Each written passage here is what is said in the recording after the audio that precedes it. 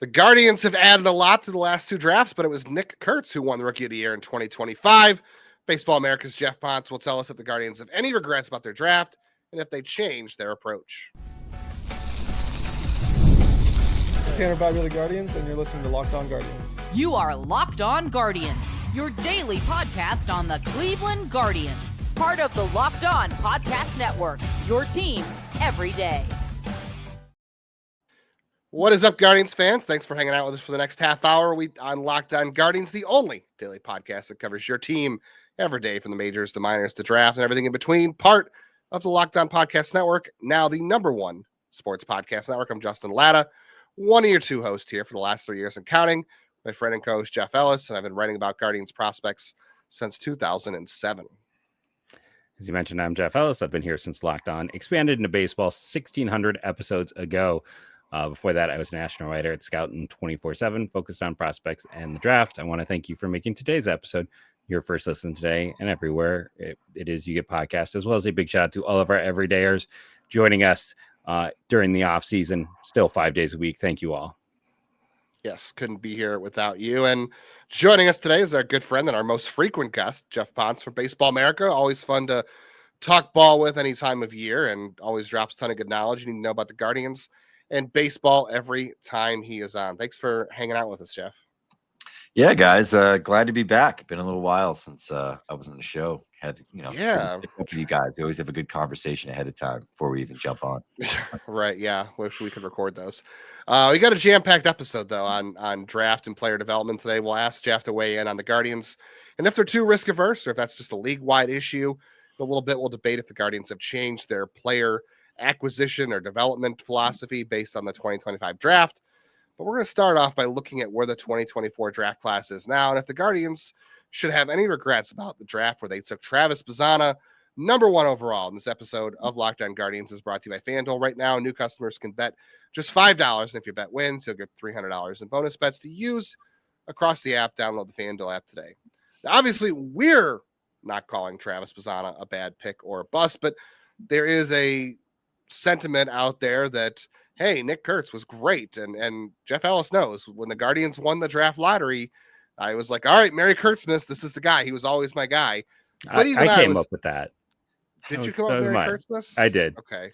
Because I'm the Christmas Somebody one. said it. That's true. I'm the Grinch. I don't like Christmas. Somebody said I should get a Nick Kurtz pillow. I think that was one of the things. That was. I think that was Cheeks Malone. That would have been creepy. But even I recognize, like, you can't take him #1 overall, but you've got Kurtz and you've got Connor Griffin, who's your #1 prospect now, and JJ Weatherholt had a really fantastic 2024. So based on any of that, should the Guardians have any regrets about Travis Bazzana yet? No, I think two things can be true. They can still view Travis Bazzana as a good pick, and I think they can also have regrets that they didn't take Nick Kurtz, or that people didn't know that Connor Griffin was what Connor Griffin was going to be, right? So I think they're not alone necessarily in that position, because I think the two teams picking behind him is good. Chase Burns was very good in the minors, came up to the majors, obviously struggled a little bit, just in terms of strikes and some of that stuff, but it kind of rounded into form later, dealt with some injuries. Still probably don't regret that pick. But I think you'd rather have Nick Kurtz right now if you're the Reds. And certainly the Rockies would much rather have Nick Kurtz. But then again, maybe Charlie Condon would be Nick Kurtz if he went to the A's, and Nick Kurtz would be Charlie Condon. Who's to say in this alternate universe where Nick Kurtz is a Rocky? So, I think a lot of those teams probably regret that pick. I bet the White Sox probably regret taking Hagen Smith at 6. If you're the Royals, now granted you have Bobby Witt Jr., but would you rather have Connor Griffin maybe as your third baseman or center fielder instead of Jack Caglianone? Probably. I don't think the Cardinals probably regret the Weatherholt pick right here. Maybe you could say Griffin. They probably would tell you that they would rather have Weatherholt. And Weatherholt honestly was the other option at 1 for the Guardians. So it would have been one of those two players. So I don't think it was a wrong evaluation, but Nick Kurtz did something he's never done before. That's stay healthy for an entire calendar year and stayed on a baseball field, and we saw what he could do. it's still a first baseman. It's still a guy with some checkered injury history. And he's still playing in a minor league baseball park for his home games. That probably boosts some of the numbers a little bit. I know Geoff talked about it before the show. Some of these rookies that, have a big first year and then maybe they come down to earth a little bit. Not to say that they're, he's not, 80% of what he was last year, or 85% of that, but just maybe that's kind of more of a ceiling kind of thing for Nick Kurtz. And we just saw it immediately. That said, Travis Bazzana, despite dealing with injuries for the first time in his career, had a really good year. He was 39% better than the competition over his 26 game sample with AAA Columbus, 35% better at AA. And there was an injury in between that, right? And the other thing I think I said to you guys off air is the underlying StatCast data is phenomenal. And having talked with Travis many times about hitting, I can tell by looking at this, he's probably fairly pleased with where a lot of his personal benchmarks on things like pull air, chase rate, swing rate, contact, the EVs, the angles, hard hit launch angles, all of that stuff is 55 to 60 grade, just based on a metric evaluation, not necessarily, an eye test scout evaluation. Mm-hmm. He's still the same player that you took at number one. And he still had a lot of really good traits. And I think the other thing that I had mentioned, if he's doing this what I'm seeing on the spreadsheet and what we've watched in games, if he's doing that fully at AA, moves up to AAA in June or July, and then hits there, he might be in the majors September 1st and might be penciled into this lineup next year. It wouldn't shock me if he comes into spring training, has a great camp, and pushes his way into the opening day lineup. It wouldn't shock me, especially considering his age and some of the benefits that you get in terms of draft capital. If Bazzana was to come up and win Rookie of the Year, right? And maybe it'll be a brush of good luck, Maybe he avoids having to go head to head with Kurtz having this monster year in 2025 as a rookie, and now they have an opportunity to actually, have him in pro ball for a year, working the things he has to work on, and get him some pro experience before he does come up in 2026. And then, they get him up before that PPI date and is eligible to potentially get them a pick, for winning Rookie of the Year, and then, potentially in the future qualifying for other awards. He's still a plus hitter. I have no doubts about that. He's not going to play shortstop. Maybe he doesn't have as much defensive value as some other guys, but probably equal to Kurtz in terms of defensive value. He's a first baseman, right? Yeah. So we'll see. I mean, I still think it's a good pick. And there's a reality here where in a year from now we're saying oh yeah, he had a better year than Kurtz and he had a better year than JJ Weatherholt. I'm not willing to say Connor Griffin because I think that's a different animal. We typically we don't have those in the United States. Typically, guys like Connor Griffin come from the Dominican Republic and Venezuela or Japan. Yeah, we don't get these all-world athletes from the South that play baseball. These guys are usually quarterbacks in the NFL, or wide receivers or tight ends or something. Connor Griffin should be in the SEC. The fact that he ended up playing baseball is a testament to his dad. Softball coach, baseball coach, a little bit of both. So credit to him for keeping him in the right sport. Yeah, for sure. He's going to get paid like it too. Oh, I think so. Yeah. He might get an extension in January, February. If that front office can get Nutting to spend some money, there's a chance that Griffin signs the extension, the Churio extension this offseason. I don't think that takes you out of the draft pick compensation though. I think the extra years for them and locking him up is probably more important. Yeah, especially considering he was a high school pick and doesn't make as much sense for a college pick. And to be fair, Bazzana was the healthier guy in college too. He was the guy who played every game, played in the cave, all that stuff. So now we're gonna go from other end of the spectrum. You just said wouldn't be surprised if he ends up on the opening day roster. So we're gonna have people go from he's a bust to well, Geoff Pontes is going to be on the opening day roster. So if he's not, now we're all going to be really mad. So we'll continue to chat about that. We'll talk about the Guardians 2025 draft and see if they made any changes based off of that in a second. The NBA is spicy. It's heating up, we know, in Cleveland because the Cavs just had a difficult match with the Houston Rockets. There's no better place to get in on NBA action than FanDuel, the official sports betting partner of the NBA. If you missed the start of the game, like you probably wanted to for the Cavs and Rockets on Wednesday night, and you want to ride the hot hand, FanDuel has live bets on everything from who's going to score next to fourth quarter comebacks, as the Cavs were attempting to do on Wednesday. You can combine those live bets into same game parlays for a bigger shot at a bigger payout. I like to take the risk, and I like to be responsible about it, but I like to take the risk as well. The Cavs, they're back in action against the Pacers on Friday. The Browns, they are playing the Raiders on Sunday. I would stay away from that one. We got Thursday Night Football tonight against the Houston Texans and the Buffalo Bills. No CJ Stroud for Houston, so we'll see what happens there. Right now, if you head over to FanDuel and you're a new customer, when you put down a $5 bet and it wins, you're going to get $300 in bonus bets. So head over to FanDuel.com to play your game with FanDuel, the official sports betting partner of the NBA.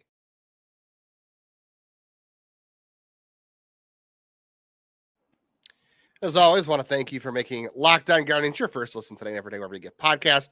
Even bigger thank you to everybody who has made Locked On the #1 sports podcast network. Could not be here without all of you. They're the reason we're #1 somehow. Keep up to date with all things Guardians this offseason. Hitting the bell on YouTube so you get all of the episodes sent right to your phone, as well as any reaction videos to things like the Rule 5 protection, or auto-download the podcast wherever you listen to podcasts, so you can take us with us on walks with your dog, to the gym, driving, shoveling snow. Hopefully that won't be happening anytime soon.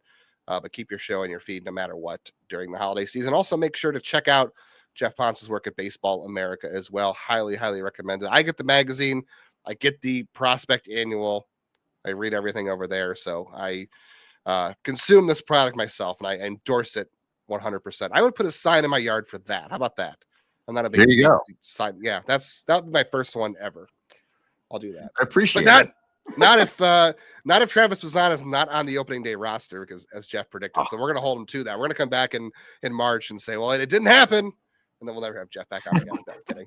Well, if he's up by the PPI date, which is like 18 days in, does that count still? Yes. Okay. 100%. Sure. We'll take the potential of the draft. That's my grace period window. Like I think that's a possibility, and I think like you have the opportunity to get that draft pick, you got to take it. So I just think it's funny because, like I said, I think we're going to go from people are going to listen to this. I think we're going to go from people who are like hating on the pick to saying, well, now they're really excited if he could be on the opening day roster, and that changes things. And I just think that change, the velocity of change, is going to be hilarious. I think it's funny because people's memories are short, but they're not short enough that they forget what happened like 2 months ago, like the end of the baseball season, and how they felt. Like that stuck with them still.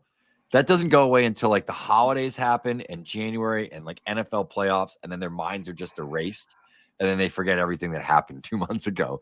So like, I think it's funny because I think a lot of it just comes down to those three players, really, right? Like it comes down to what Kurtz did, which I don't even think the A's thought he was going to do that. Frankly, Connor Griffin, which, if you looked at the swing at the time of him getting drafted versus the swing that he had in December of this year, way different. You couldn't bet on that was going to get as cleaned up as quickly as it did. And all of a sudden it was going to be like, is this Fernando Tatis Jr.? Like, is that, and then JJ Weatherholt. But like I said, like there were similar players. Weatherholt's maybe a little bit better defender.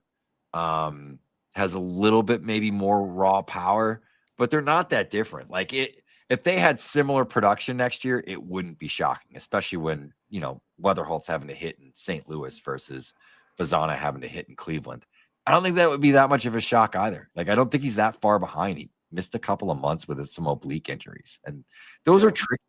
Like, those are tricky injuries. They're not, it's not like a broken bone where you kind of know how it's going to heal and they can kind of monitor that. Like, those are rest injuries, and it limits you from things that you can do in terms of training and all that sort of stuff. So, yeah, it's an injury that has like, a 4-week tail one way or the other in terms of when it's actually healed. Yeah, and of course the other side of it's going to be now. If he's not up, then we're going to get it's because they're cheap or they're manipulating service time. So that's what we'll get now instead. So you can't win for losing, as my father would say. But he's still. Bottom line, it's an exciting prospect amongst many exciting prospects. I think a lot of people this year disagreed with us. We were a little more concerned with Jace LaViolette, but a lot of people considered him a very exciting prospect in Cleveland because his team has been desperate for power. And then they took Nolan Schubart, who's just, exit velocities and size and a Hulk out there. It did feel a little bit different. What were you seeing? What do you think? Do you think it was just they took who was there on the board and took some big swings, or do you think it was interesting because both of those guys are, I'm going to get it wrong, is what they might K a lot, but they don't chase a lot. Yeah, I think they kind of fit into more of that profile of like the 3 true outcome type of hitters, which is not something Cleveland has gone after because their sluggers tend to be like free swingers, right? Like the guys they've had in the system that had, 70 grade raw power, they've always been like high chase guys, like, Big Chris and, Gonzalez and like all those kind of guys, right? So they haven't really had this style of player. I can see what the upside is of like, hey, we really lack contact quality in our system. Well, let's fix that by taking the guys with, 2 of the best contact quality in the draft. I think LaViolette has upside. I think it was a weird year. He dealt with some injuries.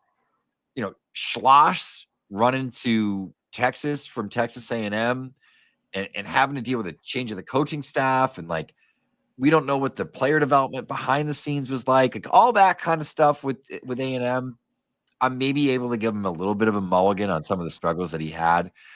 I think it falls in line with like the Chase DeLauder pick, where there's a guy that talent-wise might be top 10 with some question marks based on stuff that happened. It was injuries in DeLauder's case. It was inconsistent performance in LaViolette's case that kind of fell off that perch for whatever reason and falls into the lap a little bit. I think it kind of falls in line with that same mentality. But, if you can get the player that I think a lot of people thought this guy was going into his sophomore year, and you can get some of that athleticism back that looked like it was sapped down a little bit, and you get that center fielder with 70 raw power, really good swing decisions, and you can get it to like 45 contact because he's kind of been there before. It's not like he's always been a 30, grade contact guy. It's not like this is, Spencer Jones or somebody like that where you're really, really concerned with the contact like at that rate. It's in the concerning bucket. It's not in the, oh my God, this guy might hit 190 bucket. Joey Gallo. Yeah. That's what I think like Spencer Jones is. Schubart might be a little bit more in that like hits 190 bucket, but he also has big juice as well, maybe more EV than anybody in that system. Hits the ball really, really hard. He stings it. He's a Midwest kid, Orchard Lake, St. Mary's guy from Michigan, Detroit, Michigan area. So like, I don't dislike either pick, but there's a lot of risk, and it's not in line with what they've done before. It's almost like they went from the most risk adverse profiles as hitters of like these contact guys that kind of didn't have a ton of upside and sort of played up the middle, but they were more like 50 grade center fielders and shortstops that were moving to second base. Like they had a lot of those guys and all the acquisition windows too, right? Like it was international, it was high school guys, it was college. They had a ton of those guys. And they went to like the extreme opposite profile of like the guy who lacks contact. But if you get this to a 45 or 50 grade contact, oh my God, look out. This could be, a 40 home run bat. Like they got 2 guys like that. So, and one of them potentially can play center field, probably more right field. I mean, like I don't dislike the picks because I think they're upside picks. And I tend to like when teams chase after upside, whether that's with pitching or whether that's with, hitting that maybe has this flaw, but if you can kind of just fix it enough, the upside is, a plus player, like a plus everyday guy. It's kind of funny that nobody told them like it's a smart franchise, but nobody ever told them you might want to have a more diverse portfolio. Like that's just very, very odd that nobody ever pointed that out. Well, it's kind of like going with all the guys who couldn't hit for power but had the nice swing and saying we'll add power, and now going the other way. Well, we couldn't fix power, maybe we can fix swing. Yeah, we're gonna try the other way now. They have enough guys that hit for contact. Maybe they got plenty of guys in the clubhouse that can give them some pointers. I don't know. Yeah. But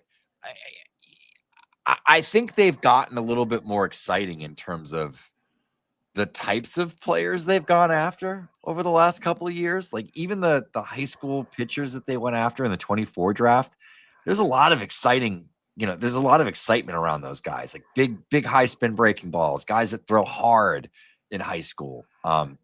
Those aren't necessarily the types of players that the Guardians were taking, 6-7 years prior, right? It was a lot of college stuff. It was a lot of very model centric looking drafts. And they've seemed to start to pivot away from that a little bit, which is good. I think model centric drafts are boring and bad. I think that's how you end up with systems like the Cubs with like, hey, we got like a bunch of guys with, good contact and swing decisions and good EVs, but they're all first basemen and left fielders. Like you end up with a system like that, Or like Cleveland. All right. We'll talk more about risks in a second. We'll talk about risk averse and the Guardians. We just established the Guardians took more risks in 2025. So now we'll debate if that's a change in approach or an anomaly, or if the Guardians are still too risk averse in just a second.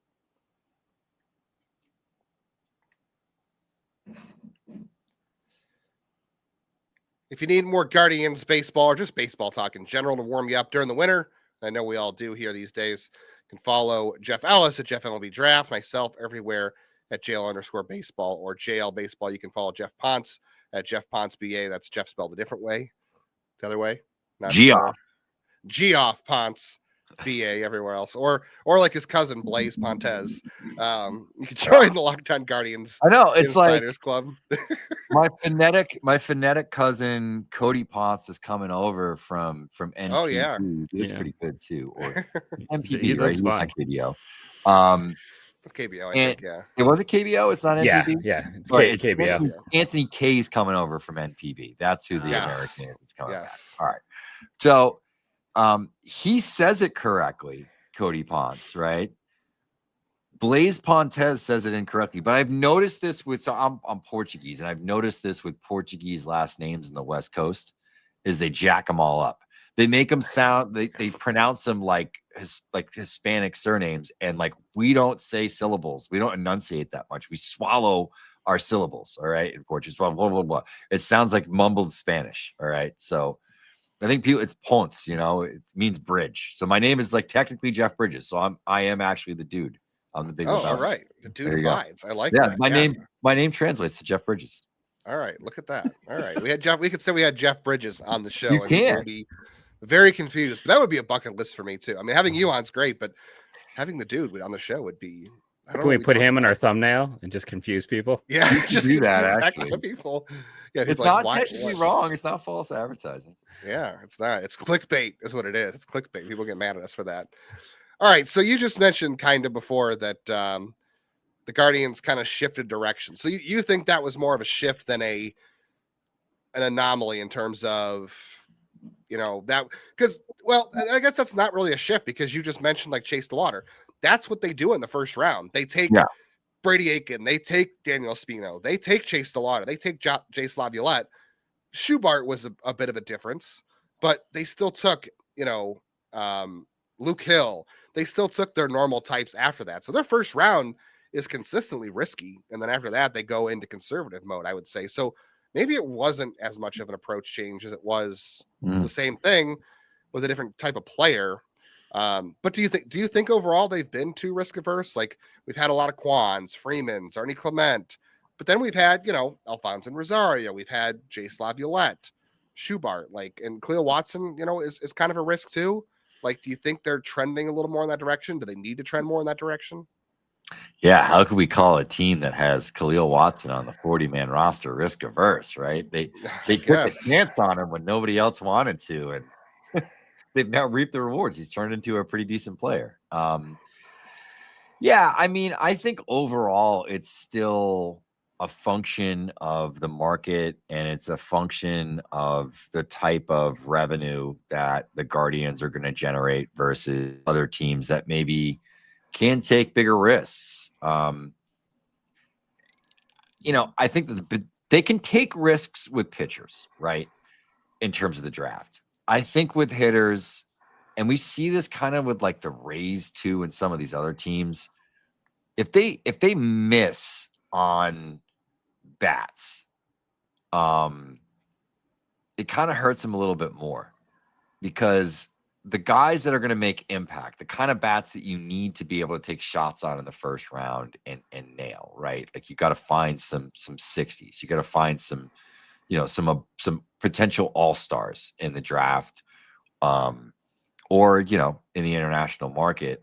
When you're a smaller market team, like you're not going to sign that guy for a 5-year, $150 million contract. You're just not. You're not even going to sign like a Josh Naylor deal, like we just saw him get with Seattle. So you kind of got to develop those guys, and then you got to make the decision to trade them out 2 years out, so you can kind of keep the thing going. It's one of the unfortunate things, I think, because there's teams that are risk averse that draft like this or operate like this that are in much bigger markets. Baltimore operates like this. It drives me crazy. I think the Cubs operate like this. It's one of the super frustrating things about the Cubs is like particularly their drafting. It's very model heavy. It's very risk averse. Look who's in the front office. Yeah. I mean, exactly. And I think like a lot of teams like this are run this way. I think that the Blue Jays were run this way for the longest time. And obviously there's some consistency between the Cleveland and the Toronto front office. Over the last couple of years, Toronto started to go away from that style of drafting, and they took more risky players. Arjun Nimmala was considered more risky. Trey Savage was considered more risky. There were teams that were off of Trey Savage because of the medicals. I heard after that pick, it was panned by every other team, and I couldn't figure it out because I'm like, I've watched this guy outduel Chase Burns pitching against the better lineup in Wake Forest, and he was one of the best college pitchers that I've watched over the last 5 years, outside of Paul Skeens or whatever. How was this a bad pick when it dropped down to him? We thought he was evaluated, and it was like, oh no, the injury risk, blah, blah, blah, blah. Taking on some of that kind of risk, whether it's profile risk, whether it's injury risk, there's all different knocks on these profiles. I think you have to kind of go outside of that risk-averse model-based philosophy to really win. I even think on how like Toronto builds their team. Like they go out and they do spend some money in free agency. Like they actually do take more shots than a lot of other teams do. The Dodgers aren't. There's maybe 3 teams in the sport that can replicate what the Dodgers do. The Yankees, the Red Sox, maybe the Phillies can do that. Mets. Yeah, I guess the Mets, but it's the Mets. They're always just such a mess. I can never think of it. Financially, yeah. Yeah, I mean, I think that's what they want to do. They want to have the same sort of operation that the Dodgers have. But the Dodgers have so much money to invest in scouting and player development and in R&D, and they can go and spend a ton of money in the international market, and then they can take on the penalties. And the other thing that the Dodgers at this point can do, because of all those resources, they can then negotiate your player that's going to Cleveland and say, hey, if you take $400,000 more, you can sign with us. And I don't know if you're going to get 1.2 or 1.6. Would you rather be a Dodgers or a Guardians prospect, right? Would you rather work with those player development and all the other, amenities that come with being a Dodgers player? Yeah, you probably would.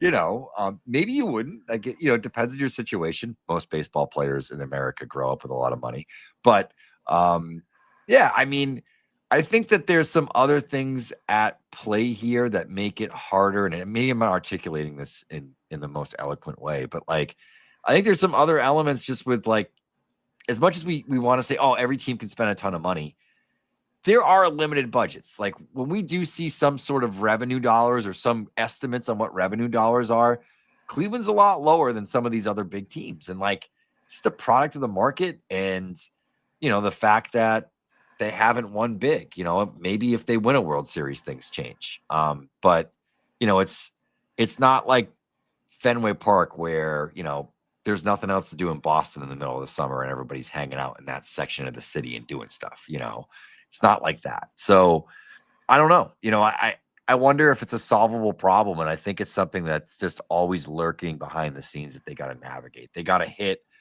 on a higher percentage of their draft picks for things to work and for them to even be what they've been, which is a playoff team winning division titles.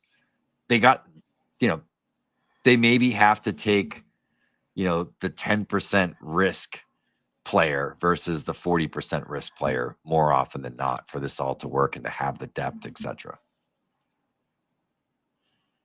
Yeah, I think you have to like we always say, like it's great to have a lot of bites at the apple, right? Because I don't want to spend my summer watching the Chicago White Sox, right? I don't want to do that. And the Royals won a World Series in 2015, but until last season, they were pretty much trash after that.